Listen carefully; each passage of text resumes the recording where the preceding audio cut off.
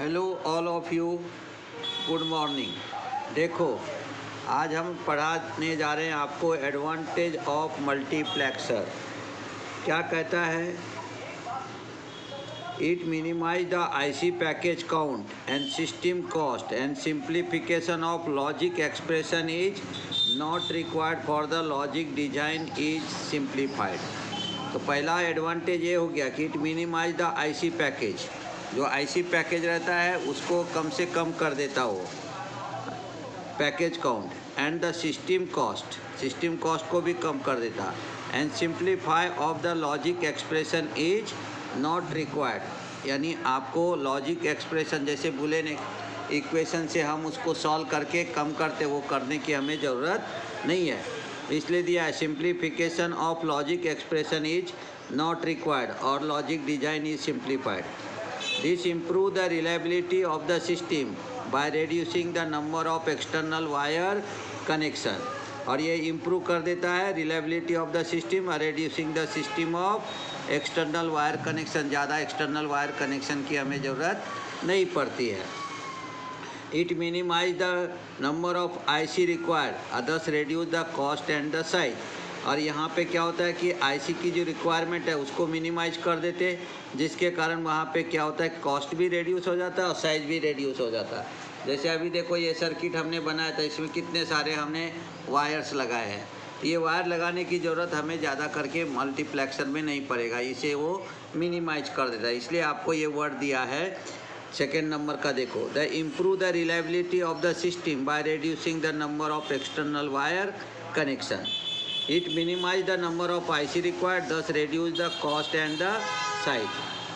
Application of multiplexer देखो, it is used for many combinational logic circuit to simplify the logical element of the design। तो यहाँ पे यही दिया, it is used for the many combinational logic circuit to simplify the logical element of design। It is used in the communication system। इसका उपयोग हम communication system के अंदर में करते हैं। Some of the standard multiplexer IC are number of IC, pin configuration, specification। जैसे आपको एक IC दिया 74157, इसे कहते quad 2:1 multiplexer, output same as the input.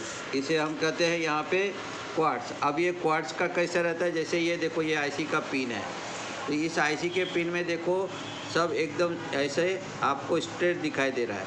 Quad जब रहता है तो एक पिन आपको, दो पिन रहेगा पैरेलल में इस तरह से, और एक पिन थोड़ा सा नीचे रहता है, या वाइस वर्सा। क्या होगा, ये दोनों पिन चले जाएंगे नीचे और एक पिन आ जाएगा ऐसा ऊपर, यानी एक छोटा बड़ा ऐसा हो जाता है, तो उसे कहते हैं क्वाड। ये हमारा रहता है यहाँ पे क्वाड। तो ये जो आईसी रहती है, इसके पिन रहती है, ये डीआईपी है। और क्वाड में कैसा रहेगा, दो पैरेलल में और एक रहेगा हमारा कैसे सामने निकला हुआ रहेगा, उसे कहते हैं क्वाड। तो quad 2:1 multiplexer, output same as input, यानी इनपुट और आउटपुट सेम रहेगा। इनपुट में 1 देंगे तो आउटपुट में भी 1 मिलेगा, इनपुट में 0 देंगे तो आउटपुट में 0 मिलेगा। फिर आया 74158, quad 2:1 multiply, output inverted input. इसका मतलब क्या हुआ, इनपुट में अगर 0 दोगे तो आउटपुट में 1 मिलेगा, और अगर इनपुट में 1 दोगे तो आउटपुट में 0 मिलेगा। 741 डुअल 4:1 मल्टीप्लेक्सर, यानी आउटपुट सेम एज इनपुट। वैसा ही जैसे इनपुट में 0 देंगे तो आउटपुट में हमें 0 ही मिलेगा, इनपुट में अगर 1 देंगे तो आउटपुट में 1 मिलेगा। फिर आया 74352, dual 4:1 multiplexer, output inverted input है, यानी अगर आप इनपुट में 0 दोगे तो आउटपुट में 1 मिलेगा, अगर इनपुट में 1 दोगे तो आउटपुट में 0 मिलेगा, इन्वर्ट हो जाएगा वो। फिर आया हमारा 74152, 8:1 multiplexer, output same as input, यानी यहाँ पे आउटपुट और इनपुट सेम रहेगा। जैसे इनपुट में 1 देंगे तो आउटपुट भी 1 मिलेगा, इनपुट में 0 देंगे तो आउटपुट में भी 0 ही मिलेगा। फिर आया हमारा 74151A, 8:1 multiplexer, output complementary input, यानी वही इन्वर्टेड इनपुट, यानी 0 देंगे तो आउटपुट में 1 मिलेगा, 1 देंगे तो 0 मिलेगा। फिर आया 74150, 16:1 मल्टीप्लेक्सर, आउटपुट इन्वर्टेड इनपुट। वैसा ही जब इनपुट में 0 देंगे तो आउटपुट 1 मिलेगा, और अगर इनपुट में हम 1 देंगे तो आउटपुट 0 मिलेगा। तो ये हमारे सभी आईसी का पिन कॉन्फ़िगरेशन और स्पेसिफिकेशन हमने बताया। अब उसी के साथ में सेकेंड क्वेश्चन हम लेते हैं। देखो इसको समझ लेना अच्छे से, क्या दिया इस क्वेश्चन में। देखो, draw the block diagram of 4:1 multiplexer, explain it's working, giving the truth table. Figure shows the block diagram of 4:1 multiplexer. 4:1 multiplexer has 4 input D0, D1, D2, D3. It has 2 select input S0 and S1 and 1 enable input strobe G as well as 1 output Y. जैसे ये देखो, ये हमने block diagram दिखाया 4:1 मक्स का। इसमें ये strobe है, उसके बाद में ये 2 सिलेक्ट डाटा सिलेक्ट लाइन हो गया S0 S1। S0 LSB में है, S1 हमारा MSB में है। फिर यहाँ पे डाटा इनपुट दे दिया हमने D0, D1, D2, D3 और ये बन गया हमारा डाटा आउटपुट। इसी को कहते हैं block diagram of 4:1 multiplexer. Sorry हाँ, तो D0, D1, D2, D3 ये डाटा इनपुट हो गया। इसमें से कोई एक इनपुट हमारा अपियर होता है आउटपुट में। बताता हूँ ट्रूथ टेबल पर से, पहले ये पॉइंट को देखो। 4:1 मल्टीप्लेक्सर हैज 4 इनपुट यानी डाटा इनपुट। कौन कौन सा हो गया? D0, D1, D2, D3। It has 2 select input S0 S1, S0 S1 and 1 enable input strobe, जिसे कहते हैं अनेबल इनपुट, उसी को स्ट्रोब कहते हैं। ये G है। As well as 1 output Y रहता है। It has data select input that permit digital data 1 any one of the input to be switches to the output। अब ये जो डिजिटल बाइनरी सीक्वेंस के हिसाब से कोई तो भी एक डाटा इनपुट जो है वो आउटपुट में आपको वहाँ पे अपियर होगा। सभी डाटा इनपुट वहाँ पे अपियर नहीं होता है। जैसे मैंने, अब देखो, स्ट्रोब को 0 देंगे तो स्ट्रोब को G कहते हैं हम, तो ये 0 देंगे तब जाकर के हमारा ये मल्टीप्लेक्सर जो है वो एक्टिव होगा। हम पिछले इसमें आपको बताया था कि 0 क्यों देते हैं। तो अब यहाँ पे डाटा सिलेक्ट इनपुट है, ये इनपुट सिलेक्टेड एट आउटपुट में देखो क्या हो गया। अब दे दिया हमने स्ट्रोब को 0 तो मल्टीप्लेक्सर एक्टिव हो गया। S0 0 है, S1 0 है, तब 0 0 है तो बाइनरी काउंट के हिसाब से D0 अपियर हो जाएगा आउटपुट में। अगर D0 आपका लो रहता है तो आउटपुट लो रहेगा, D0 हाई रहेगा तो आउटपुट हाई रहेगा। ऐसा क्यों? क्योंकि हम मल्टीप्लेक्सर के अंदर में एंड गेट का उपयोग करते हैं। एंड गेट का कहना क्या है? Any one input is low then output is low, all the inputs are high then output is high। इसलिए 0 0 देंगे तो D0 आ गया। अब D0 अगर लो है तो आउटपुट लो रहेगा, D0 हाई रहेगा तो आउटपुट हाई। फिर स्ट्रोब को 0 दे दिया, S0 को 1 दे दिया और S1 को 0 दे दिया, तो बाइनरी सीक्वेंस से जा रहे हैं हम। ये 1 नंबर आ गया तो D1 appear at the output. If D1 is low, output low, D1 is high then output high. अब दिया 0 1 0 1 0 दिया तो अब D2 आ जाएगा आउटपुट में। अब क्या कहेंगे? D2 is low then output low, D2 is high then output high. 0 1 1 उस समय यहाँ पे D3 आ जाएगा। अब D3 लो रहेगा तो आउटपुट लो, D3 हाई रहेगा तो आउटपुट हाई। अब स्ट्रोब को हमने 1 दे दिया। जैसे आप देंगे तो दोनों सिलेक्ट लाइन हमारा चला जाएगा डोंट केयर कंडीशन में और हमारा मल्टीप्लेक्सर हो जाएगा इनहैबिट और डिसेबल। तो ये बाइनरी सीक्वेंस हो गया। जैसे 0 0 0 तो D0 आ गया, 0 1 यानी 1 तो D1 आ गया, 1 0 यानी 1 2 बोलते हैं इसको, तो ये D2 आ गया।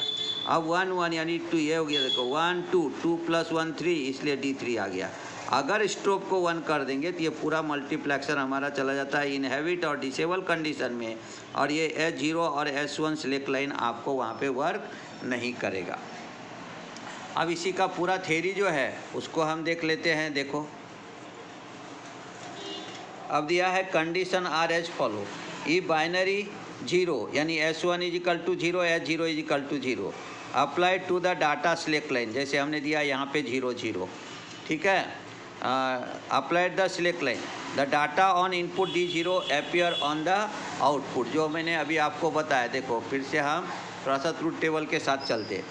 If the binary 0 S0 0 S1 0, देखो 0 0 is applied to the data select line, data select line को दे दिया। डाटा ऑन इनपुट D0, ये D0 डाटा इनपुट है, ये D0 कहाँ हो गया? Appear on the data output, ये डाटा आउटपुट पे अपियर हो गया D0। अब कहा गया if D0 is low, output is low and D0 is high then output is high. फिर देखो दूसरा पॉइंट, ई बाइनरी 1, अब बाइनरी 1 के लिए ये जाएंगे S0 is equal to 1, S1 is equal to 0। अब S0 इज इक्वल टू हमने 1 ले लिया, S1 इज इक्वल टू 0 ले लिया। Is applied to the data select input, यानी S0 S1 को अप्लाइड कर दिया। Data on the input D1, ये जो D1 है, appear on the data output, ये डाटा आउटपुट पे आ जाएगा D1। फिर कहा गया D1 is low, output is low. If D1 is high then output is high, क्योंकि एंड गेट रहता है। एंड गेट का कहना है any one input is low then output is low, all the inputs are high then output high. तो जब data 0 देते हो तो एक इनपुट लो हो जाता है, इसलिए आउटपुट लो हो जाता। अब डाटा को हाई देंगे तो सभी इनपुट वहाँ का हाई हो जाता है, इसलिए आउटपुट हाई रहता है। ई बाइनरी 2, यानी अब बाइनरी 2 देना है तो उसको S1 को 1 दे दिया, S0 को 0 दे दिया। Applied to the data select input, देखो यहाँ पे S1 को 1 दे दिया, S0 को 0 दे दिया। अब क्या होगा, the data on the input D2 appear on the data output, ये D2 अपीयर हो जाएगा डाटा आउटपुट पे। If D2 is low, output is low, D2 is high then output is high. फिर हम देखते हैं इधर देखो, अब दे दिया हमने binary 3, S1 is equal to 1, S0 is equal to 1। तो क्या हुआ, applied to the data select line, select line को दे दिया हमने, देखो 1 1 दे दिया। 1 1 का मीनिंग 3 होता है। The data on the input D3 appear on the data output. If D3 is low, output is low, D3 is high then output is high. ये सब बाइनरी सीक्वेंस से हम लेते हैं। अब क्या क्या दिया, if strobe is high 1 the multiplexer becomes disable और इनहेबिट और both the select line becomes in don't care condition. दोनों सेलेक्ट लाइन आपका डोंट केयर में चला जाएगा और मल्टीप्लेक्सर हमारा डिसेबल हो जाएगा, या उसी को कहेंगे हम इनहेबिट। इसलिए कहा if strobe is high then multiplexer become disable और इनहेबिट और both the select line becomes in don't care condition. आप लिख सकते हो and both select line becomes in don't care condition, don't care condition। वो चला जाएगा डोंट केयर के हमें, यानी कोई भी काम वो नहीं करेगा। इस प्रकार से हमारा रहता है 4:1 मल्टीप्लेक्सर का। हमने आपको यहाँ पे ब्लॉक डायग्राम पढ़ा है। सीरियल नंबर से भी देखोगे तो जैसे मैंने इसको 0 दिया तो हो गया 0 0, 1 देंगे तो 0 1, 2 देंगे तो 1 0, 3 देंगे तो 1 1। अब ऐसे कैसे रहता है, जैसे हमने आपको पढ़ा, ये LSB है MSB है, ये हो जाएगा 1, ये हो जाएगा 2। दोनों को 0 करना है, इसलिए 0 × 1, 0 × 1 हो गया हमारा 0। फिर हम 1 करना है तो यहाँ पे 1 दे दिया तो 1 × 1 1 हो गया, 2 × 0 0 0 + 1 1 हो गया। अब हमें क्या करना है, ये 1 है ये 2 है, इसको 1 दे दिया तो 2 × 1 2 और 1 × 0 0, तो 2 + 0 ये हो गया हमारा यहाँ पे 2। अब यहाँ पे दे दिया इसको 1 इसको 1, समझ लो 2 × 1, यहाँ पे 1 × 1 1 और 2 × 1 2, 2 + 1 हो गया 3।